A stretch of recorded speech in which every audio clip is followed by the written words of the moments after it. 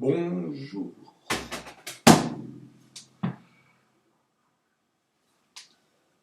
Ce petit internet pour régler le son. Parce que une parole sans le son, là, pas bien loin. C'est très peu rémunéré. Donc ça a l'air de marcher.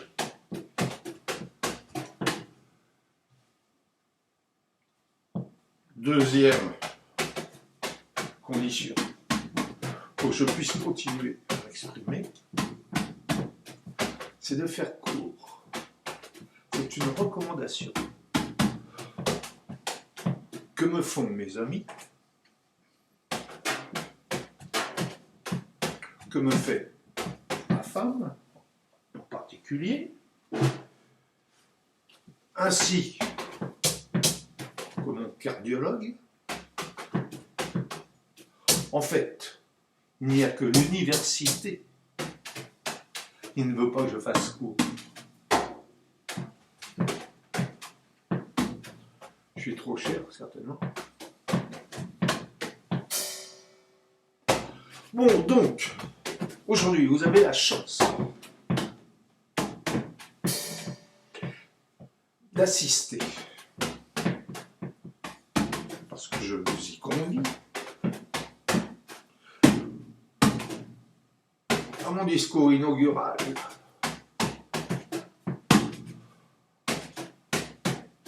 Collège de France, le néo-essentialisme propulsé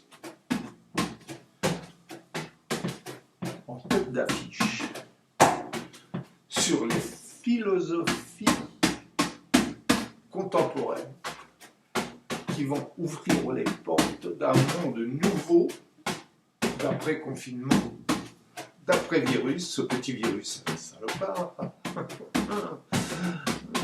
qui effectivement lui aussi ne demande qu'à s'exprimer. Donc, discours inaugural, ayant été nommé à la grande loge de la conciergerie du Collège de France. C'est vrai.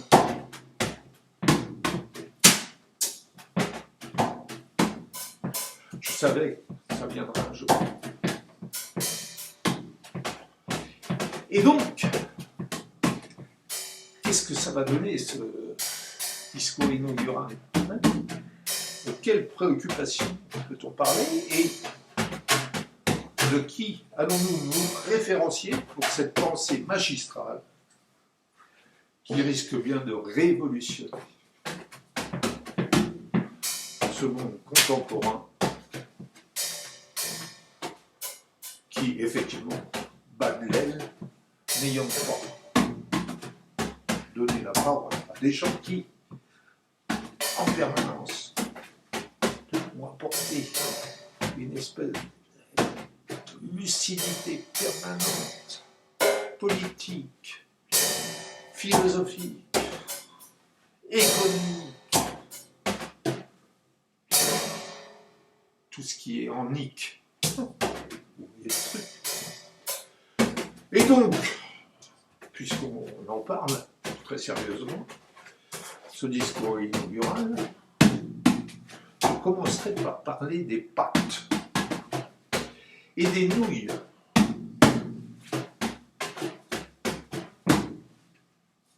C'est assez simple.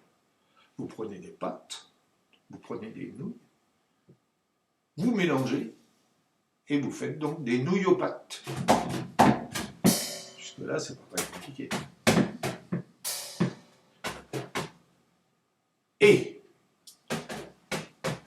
évidemment,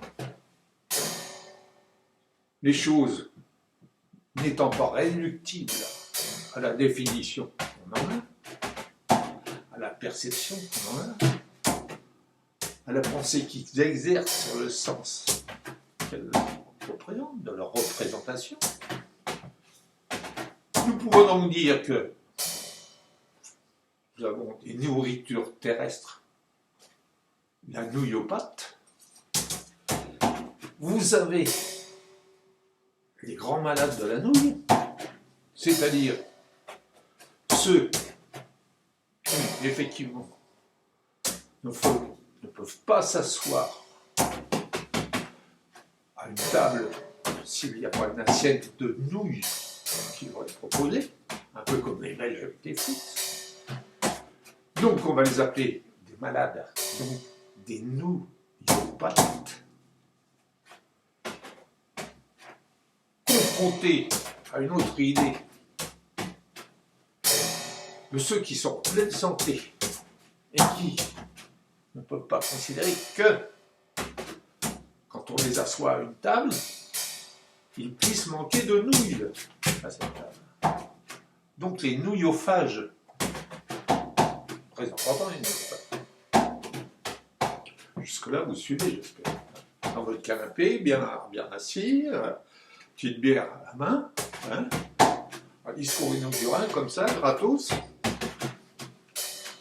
Vous en souviendrez, je suppose, j'espère. Donc le nouillophage,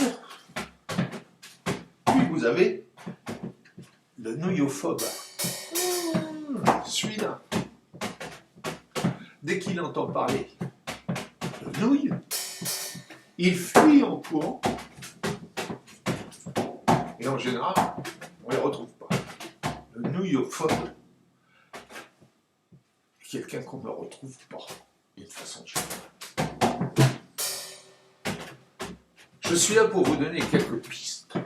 Et pourquoi je fais cette introduction à mon discours inaugural? Par, effectivement, ces nouvelles maladies auxquelles on sera confronté dans le futur. Et en même temps, qui nous rappelle que, comme le disait Spinoza, nous ne sommes pas toujours conscients des actions qui nous emmènent vers des domaines qui pourraient s'exprimer en concomitance avec la folie. Voir Foucault, pas très bien, hein, l'enfermement. Et donc, nous vivons dans des sociétés où l'enfermement devient effectivement une notion permanente de stress, de espace. Donc l'enfermement par l'espace. Et puis en même temps du temps, c'est-à-dire le temps se précipite. Il se précipite partout, le temps au travail, à la maison, sur la route. Le mauvais temps aussi, l'église. Autant de choses qui grouillent.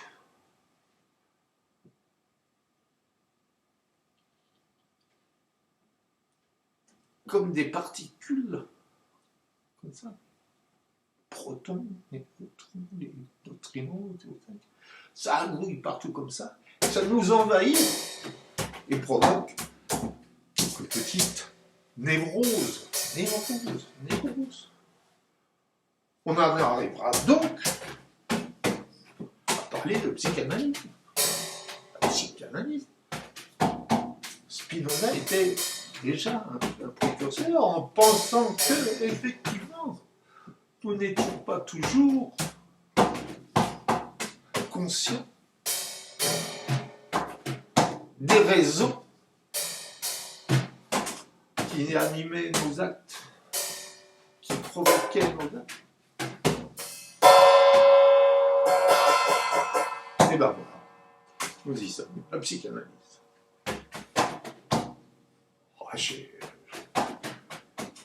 Il y a des gens qui me diront que c'est une science, bien sûr pas une science exacte, c'est une discipline scientifique.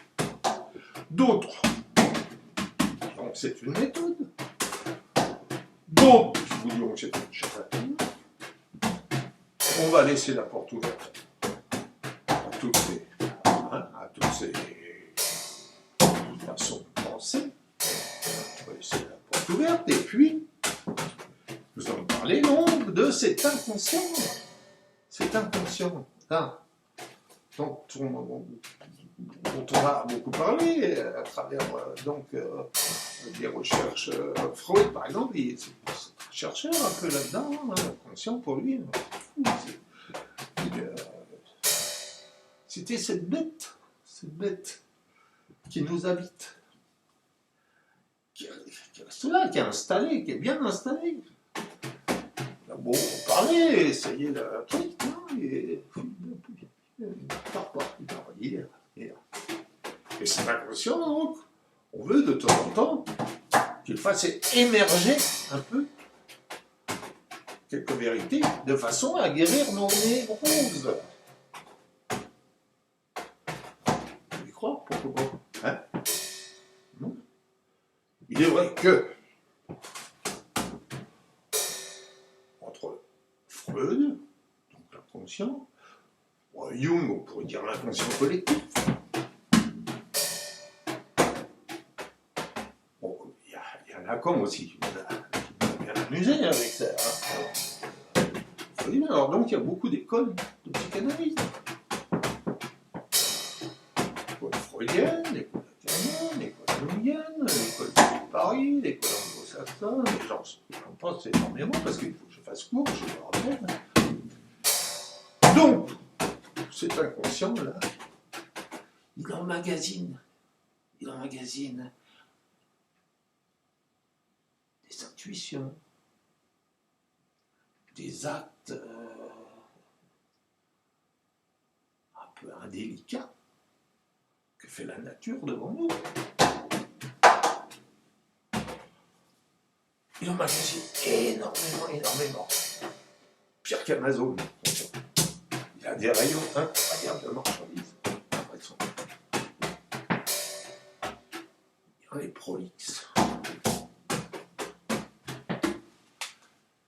Et donc, il y a quelques règles que l'on peut énoncer par rapport à cet inconscient, c'est-à-dire, il y aurait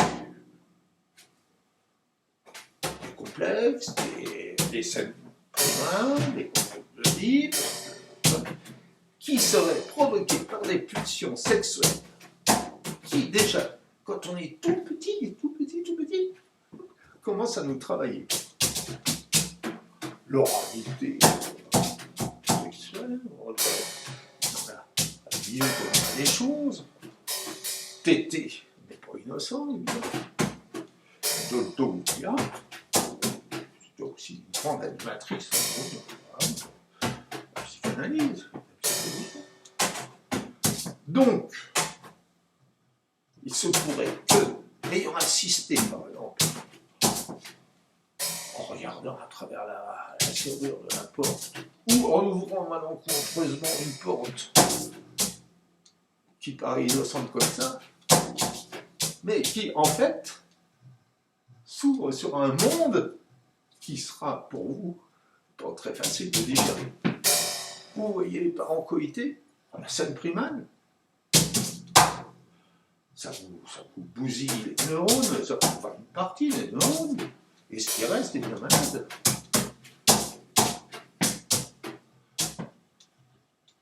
Il paraît aussi à un certain moment que vous feriez des complexes, dont le complexe d'Oedipe, qui est effectivement une espèce de volonté cachée de faire disparaître le père afin de se partir à la mer, qui n'est pas très simple, hein, évidemment, en principe. On va parler du mal. Donc tout ça provoquerait quelques névroses qu'il faudrait après soigner d'une façon ou d'une autre. Le néo-essentialisme, en gélule de 0,2 mg, vous aidera à porter les mauvais caps. Non, je ne vous demande pas de faire un chèque tout de suite.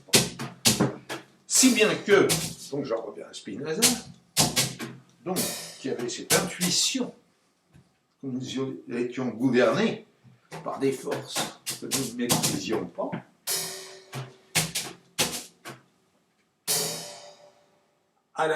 auxquelles notre raison était impuissante devant ces actes, petits et grands, que l'on faisait en pensant qu'on avait le libre choix de le faire, de les faire. Donc il avait cette intuition, dont j'en reviendrai à la philosophie, qui était effectivement une composante nécessaire à la compréhension du monde dans lequel on vit. Et j'en viens là vraiment à mon sujet. C'est-à-dire, quand vous rencontrez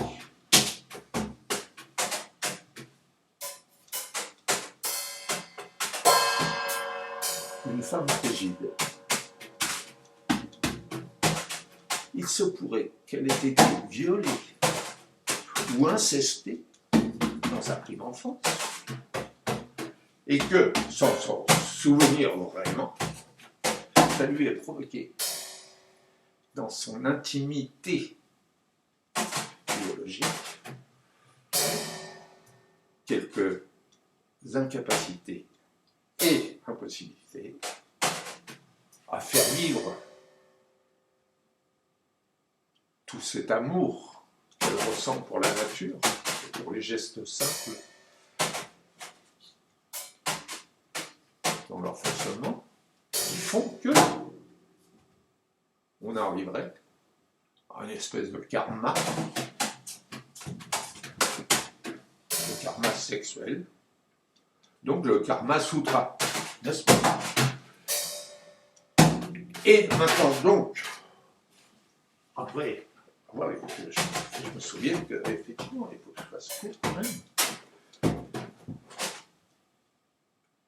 Je ne vais pas tout vous dire, ni ce que je pense non plus, afin d'en garder un peu pour les prochains séminaires auxquels je vous convoque. Je vous convie, ou j'assignerai là devant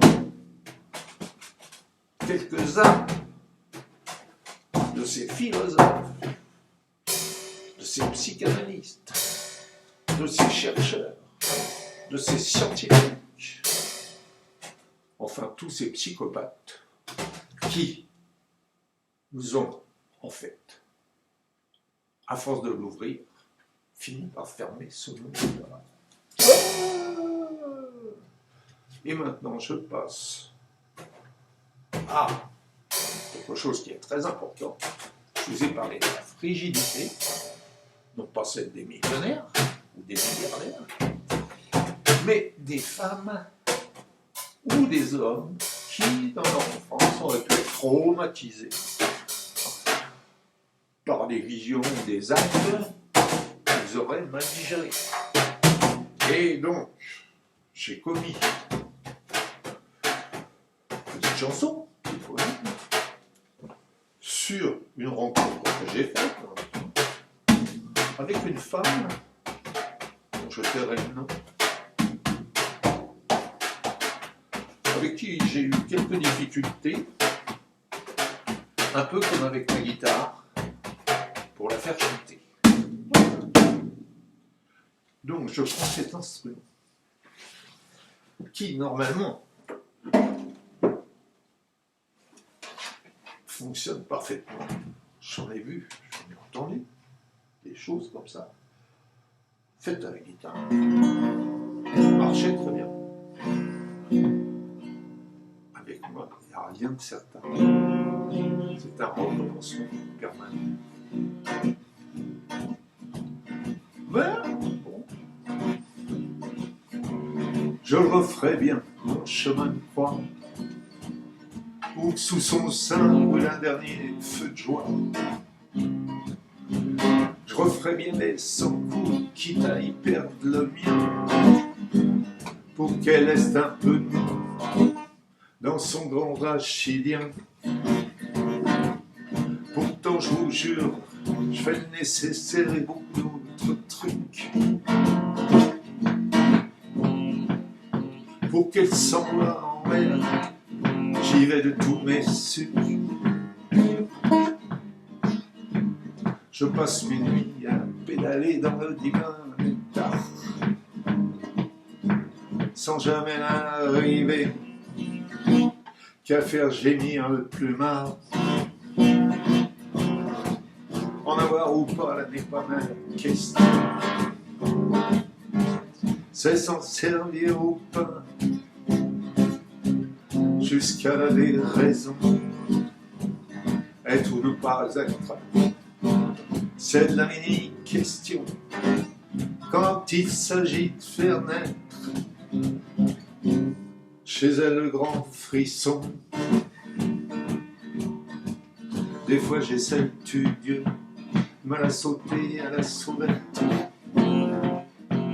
Mais si ses yeux tournent fiévreux, c'est qu'elle a le cul sur la chaufferette. J'y laisserai mes os et ma tête dans ce branle-bas, à vouloir éclairer son dos d'ardeur et de combat. Ça me porte sur le système, elle me noue le grand sympathique, avec son sautoir en anathème. C'est fou ce qu'elle métrique. En avoir ou pas, là n'est pas ma question. C'est s'en servir ou pas, jusqu'à la déraison. Être ou ne pas être, c'est la mini-question. Quand il s'agit de faire naître chez elle le grand frisson.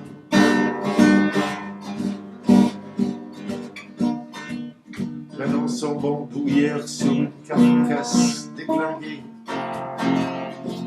j'avance pour une guerre où il y a 22 moulinets. Si bien que j'en suis réduit à m'occuper de sa psyché, à Vimbert joli, j'en suis encore à gamberger.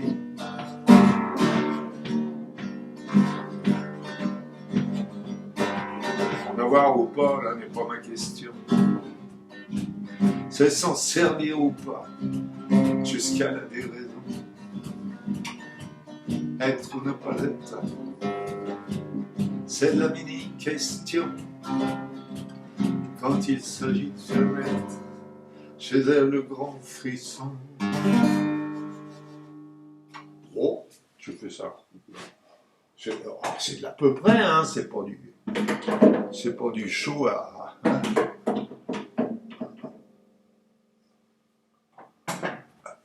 C'est pas du show du Zénith. Non, rien à voir. Moi, c'est fabrication maison, artisanale. Bon, donc, si bien que, puisque je suis ravi d'ailleurs d'avoir pu faire aussi court, et j'espère que je vais m'améliorer encore.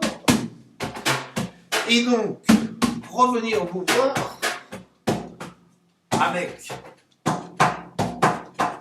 autant de percussions et aussi percutante.